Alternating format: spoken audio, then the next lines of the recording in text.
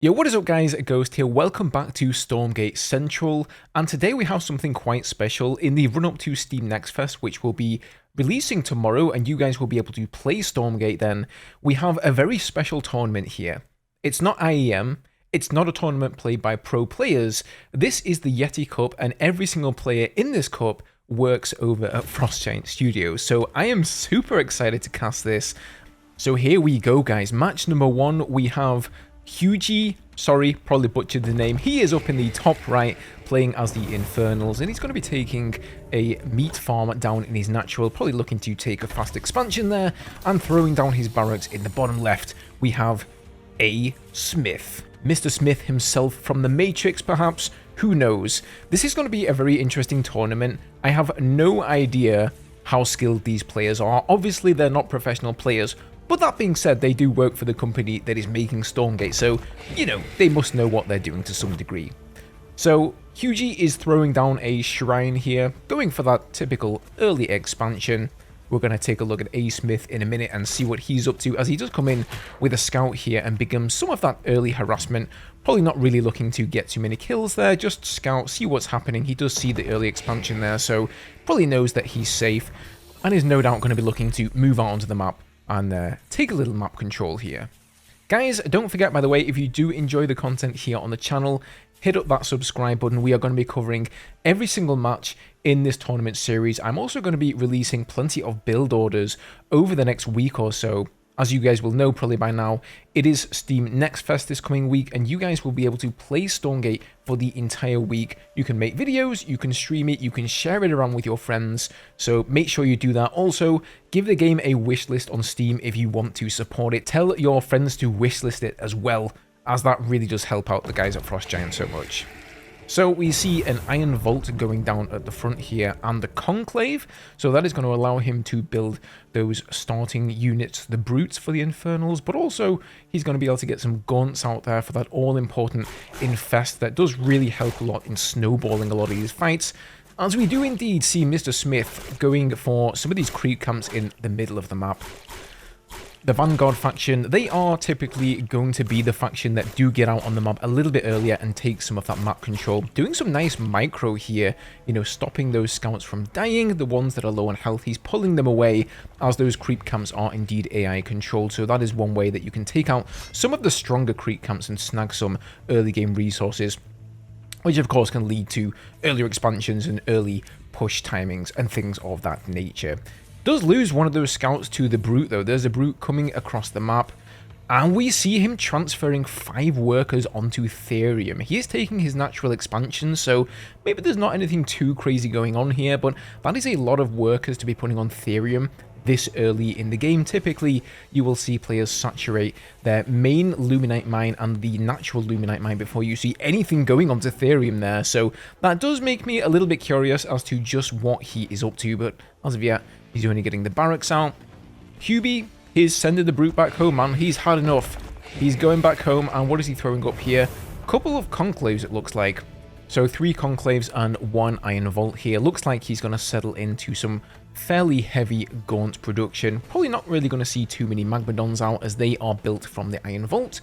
And we'll see if we're going to see a drop, though, because I do know that in this build of the game, the Doombringer, which is like the drop unit for the Infernals, it's seen some fairly hefty buffs in terms of how early you can get it out. I believe it is now built from the Iron Vault, and I think you need a Greater Shrine to build that one. Correct me if I'm wrong, guys. I haven't played too much of the Infernals yet. I'm more of a Vanguard main, but I do have a sneaky suspicion that that is exactly what Mr. Hugie is up to. At least if I scouted him right now, that's what I would think he was doing.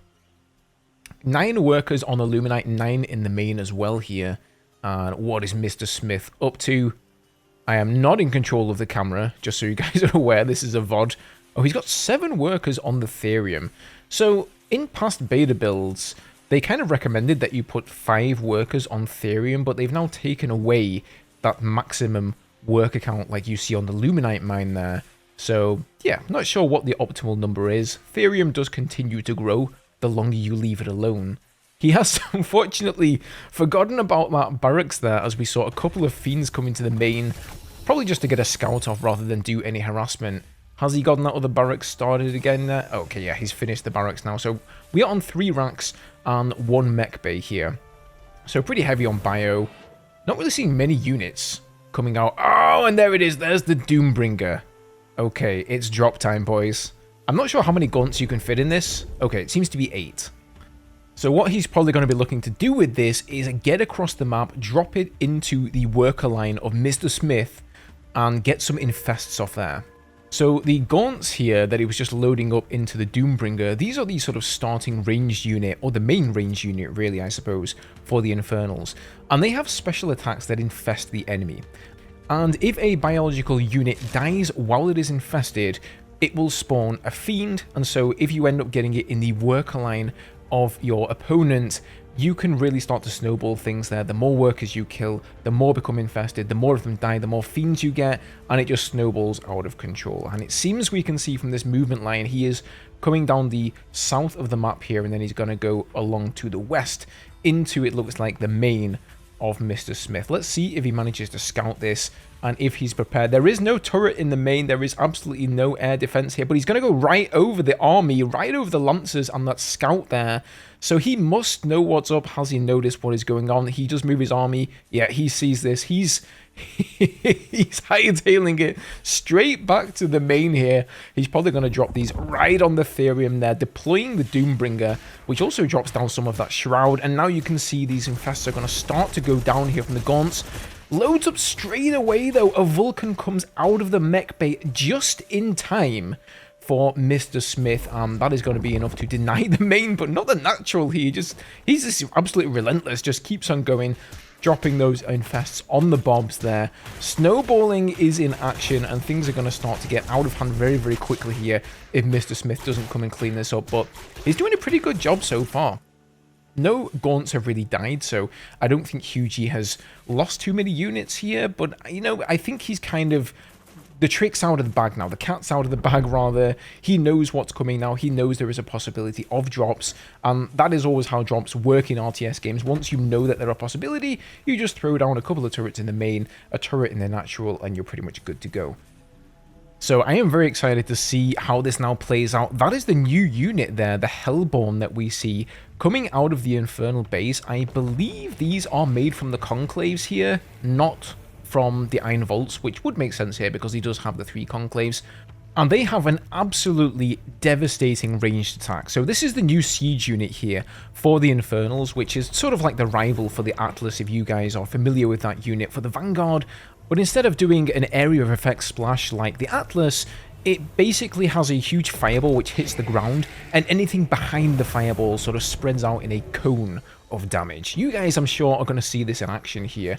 I am definitely worried for Mr. Smith. He is behind here. He does have 3 Vulcans, and Vulcans are incredibly powerful against the Infernals, but they're not so great by themselves when they can be targeted down. Really what you want is a wall of Lancers with the Vulcans behind, and I just don't think Mr. Smith has enough here. He is going to march out across the map, though. I guess he's cocky, man. He thinks he's got an advantage here.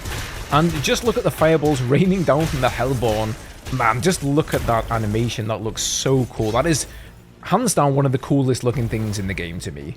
And you guys can see the splash damage there. That is a very interesting new and, you know, innovative unit. I don't think we've ever seen splash that sort of spreads out in a cone the same way here. And Stormgate, it seems to do that a lot. You've got the same thing with the Lancers and the Vulcans. They do damage in a line rather than in an area. The Doombringer is returning here, coming back into the main of Mr. Smith with a few Gaunts.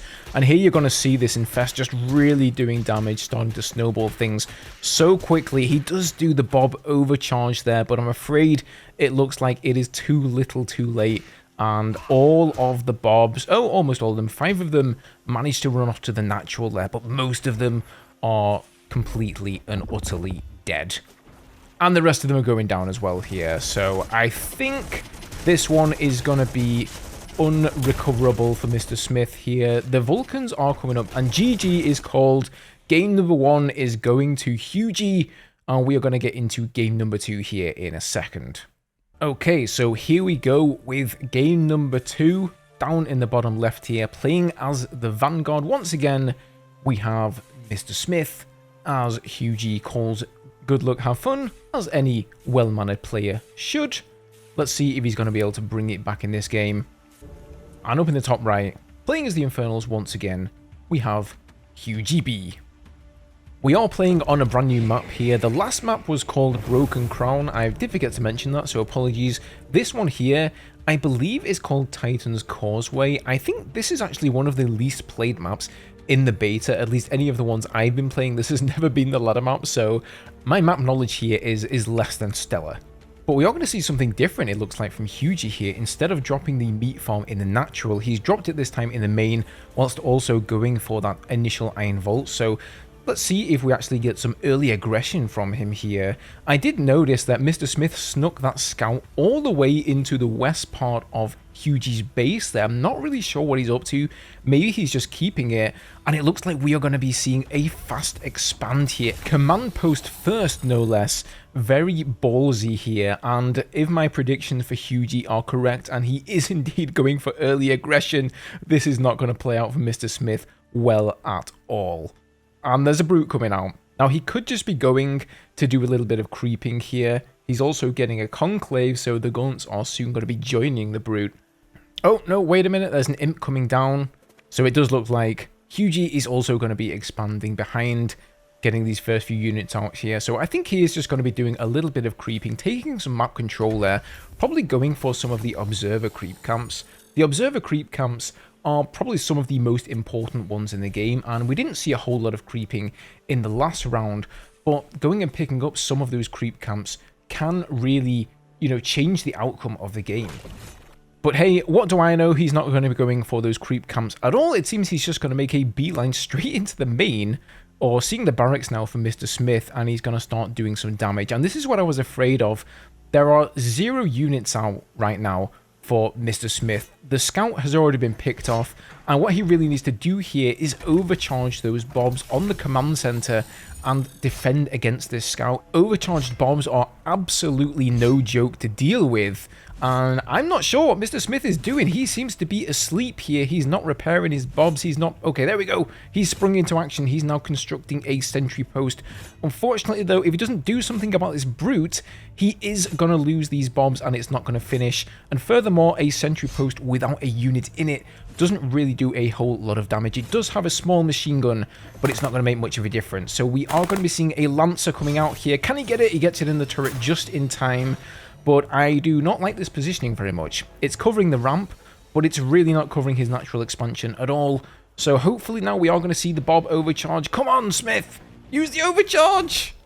Do it! Oh, no, he doesn't do it. Okay, well, another Lancer has come out here, and hopefully he's going to be able to fend this off. Or maybe I spoke too soon.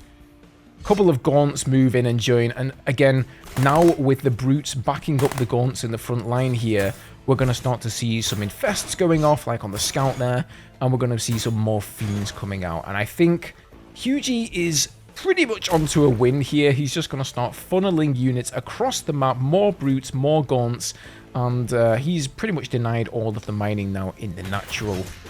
And now all he has to do is just wail away on that command post until it finally goes down. We do have Mr. Smith building another barracks in the main here. Although, I still don't think he can take on that sentry turret there. Those things are very, very powerful. They have a lot of hit points, and they will actually change depending on what you put inside. So, for example, if you put a Bob inside there, it becomes like a repair station. As you can see at the moment, there is a Lancer inside, and so it gets the buzzsaw, which actually ricochets from enemy to enemy. I think it hits 3 enemies, so if those fiends or those brutes get within range, there you can see it ricocheting between targets and doing a lot of damage here. That thing should definitely not be underestimated, but all he has to do is keep wailing on the command post, and this is going to go down. And he's taking his own expansion behind this, let's not forget. So Hughie looking to be in a very good place right now. Is he just going to be able to go over to this turret and outright take it out? Maybe if he gets some bobs on here and gets the repair going, he can survive. I think he could have taken that. I don't know why he backed off there. I think he should have just gone for it. That is a nice little wall in, though. I will definitely give Mr. Smith that. At least, in any case, it was enough to keep Hughie out of his main. But let's see if he is going to be able to recover from this and come back. So, Hughie B, he's going to waddle on back to his base here. he's not going to overcommit. He knows he's ahead. He knows he's killed a lot of workers of Mr. Smith here. He's taken out the natural. He is far in the economical lead right now. And so a lot of the times when you're in that position, you don't necessarily need to just go and walk in and kill the opponent. Sure, maybe some of the time you can do that, but you do have games sometimes where that is a mistake and your opponent can claw their way back. But generally speaking, I think the safer play is just to fall back, take a third, take a fourth, get some more production up, and then just out macro the enemy later on in the game. Even though it's going to take you a little bit longer, that is just generally the safer option, and that seems to be exactly what Hugie is doing here, getting another conclave and getting some more units. The question is here, can Smith do anything about this? So far, we've really only seen him build scouts, lancers, and Vulcans. Now, he does have the biokinetics lab, so that allows him to build exos, which are sort of like the riflemen of Vanguard, and you can also get a nice little upgrade for them from the biokinetics lab. There's another Doombringer on the way. We spoke too soon, guys. Hubie, sorry, he's going to go back to his doom-bringing ways here and do a drop. And like I was saying here, there we see some exos coming out for Mr. Smith. Finally, he has a way to defend against that Doombreaker and maybe snipe it off here. But he is actually moving out across the map as Hubie's Doombringer comes in from the south straight into the main. There we see Smith triggering the sentry ability for the scouts. It actually allows you to widen the sort of fog of war vision. You can't actually see the units, but you see like a red blip through the fog of war, and the scouts are really, really great for seeing impending attacks. Unfortunately, though, there are no scouts back home, and I don't think he is going to notice what is going on in the main here. I see a red blip in the main as the fight goes down, and there's an infest coming down on the army of Smith here. There are Hellborn on the high ground just pummeling the infantry, and I don't think Smith is going to be able to hold on. In fact, I don't think he even knows what has happened in the main here. He's been so preoccupied, and in fact, this has turned out perfectly for Hugie here with this attack coming in from Smith across the map, almost at the perfect timing for him, so he can just sneak on into the main with the Doombringer with, I can only assume, a bunch of Gaunts to take out. In fact, I'm not sure the Observer even knows what happened here, but yeah, as you can see, a lot of those bobs are seriously damaged there. He does seem to have quite a few bobs left though, so I guess he did notice it and did manage to fend it off, perhaps with the bob overcharge, but hey, I guess we'll never know. It's going to be a mystery. So poor old Smith here, he has just been taking a pummeling all game long here, both to his macro and now to his army. Every time he's trying to attack back here, I'm not really sure I see a way back for him. Oh, and there's some internal message apparently from Howard Xing. I'm fine either way, but we can change the terminology later. That's nice. We get a little bit of insight into Frostgiant's game plans here. Looks like they're going to be changing some units' names or something like that. That's always interesting to see. The Observer was focusing in there on the shadow cleft that you can see to the top of the screen with that really cool lightning effect on it. That is actually the upgrade building for the Magmadons amongst other units. So generally speaking, if you go and you scout that building, you can sort of narrow down what sort of a composition the enemy is going to be going for here. But Hugie is going to move out across the map with a rather menacing army here. Brutes, Gaunts, a couple of Hellborn in the back there for some siege damage. And what do we have back home for Smith? Only a handful of Exos and a couple of Lancers. I'm not sure this is going to be enough to hold on here.